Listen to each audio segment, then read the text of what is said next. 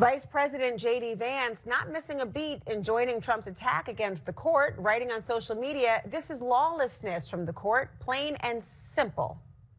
Well, it's neither plain nor simple, but with me now, CNN senior political commentator Van Jones and Wall Street veteran and CEO of Market Rebellion, Marc LoPresti. Glad to have both of you guys here for a plain and simple discussion on what the Supreme Court grappled with. And there's a 46-page concurrence, but, you know, plain and simple. Now, let me ask you this question, because the three conservative justices, two of which President Trump, as you know, nominated, they were on the receiving end of Trump's wrath. Lawlessness was also a word that was used. What is your reaction to the president's lashing out? Well, you know, he's trying to govern as a king and not a president. And the Supreme Court said you can't do that.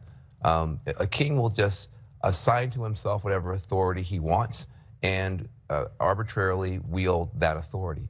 That's why they fought a revolution, to get rid of that stuff on this continent and to have a democratic republic with a powerful executive but constrained. And there was a big concern that liberals had that the Supreme Court was just going to rubber stamp and bow down and we're going to lose our democracy. I think it's actually a very good sign that not only do you have 6-3, it's not 5-4, it's 6-3, and that you have two Trump appointees. And you know, the justice is exactly correct. When you have President AOC or whatever nightmare the Republicans have, you're going to want the Supreme Court to step in and constrain that president. That's the system that we have. Be careful what you wish for, right? Exactly. The old adage. Perhaps they may also think that for the credibility of the court, it's a good thing that Trump is lashing out at them, because it might suggest to people they're not in his pocket, as some have criticized the court for being. But there was a little bit further that President Trump went. He claimed without evidence that the conservative justices who ruled against his tariffs are somehow influenced by foreign entities. Why go there? Yeah, Laura, that one was a bit of a head scratcher for me as well, to be candid. But I think we have to level set a little bit here. The use of executive power by presidents, both Democrat and Republican, have been reviewed by the Supreme Court, have been determined by the Supreme Court to have exceeded the scope of the authority granted to the president. You had Biden with the student loan cancellation, with the COVID vaccines. You had several executive orders even under President Obama, who I know you worked for quite a while. So I think it's important for both parties that we have these checks and balances. But I think it's also important that we recognize that President Trump and the people advising him are not stupid. I think they understood that there were some limitations to the exercise of executive discretion with IEPA, and that they now have at least 4 other statutes, including Section 122 that the president invoked today, that is not subject to the Supreme Court review, because that discretion is explicitly granted by the statute.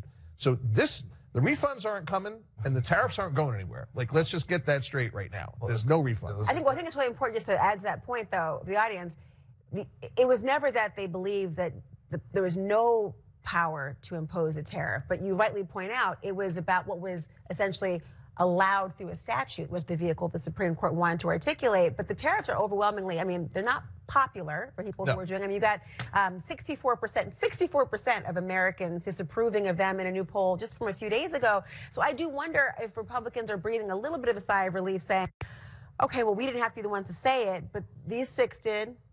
Well, if you're talking from a midterm perspective, I think it would be hard to deny that there are. We're always talking from a midterm perspective. What do you mean? I had that on my bingo card today, Laura. I think there are certainly several in the Republican Party that are probably saying, phew. And of course, we've seen the president and his team pushing forward an affordability charm campaign, a charm initiative ahead of the midterms. I think that's important. Look, nobody likes tariffs. I don't even think President Trump likes tariffs, but when you are fighting against, he said he loves tariffs. Decades. He says a lot of things. Favorite word, beautiful word. He says a lot of things, but when you are fighting against decades of failed policy that have created trade imbalances and unfair trade practices with major trade partners like China, sometimes it's got to hurt a little bit to make things right. Well, look, here's the thing. You're making a good case and a rational case. Can we wrap there?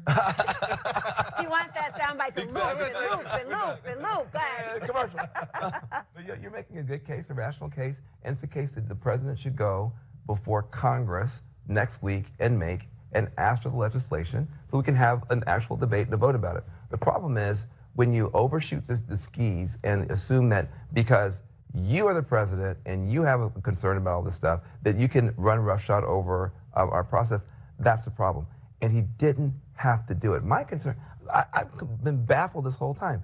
He has a majority in Congress. He has an argument to make. He didn't make it. Yeah. And now he has his hands smacked. And in the meantime, for a year, you've had, I think, a loss of U.S. credibility, which also ultimately can hurt the U.S. dollar and the U.S. economy. Well, let me ask quickly: is the refund issue, which some are Give me my asking money. for? I mean, the give me my money part. Give me my is that money. a winning issue for Democrats? I think it is. Because is it practical? It don't matter if it's happen? practical. You said midterms. Okay, give me my money. That's what I think the Democrats should say. We will get you your money back. Trump stole your money. We'll get it back. That's what. And if they fail in that endeavor, they lose credibility in the long run. Hey, listen. By then, we'll go on and talk about something else. Okay. Politics, everyone. Friday night. Friday night that was honesty. politics. Friday night summed up. honesty. Dan Jones, Marc LoPresti, thank you both so much. Thank you.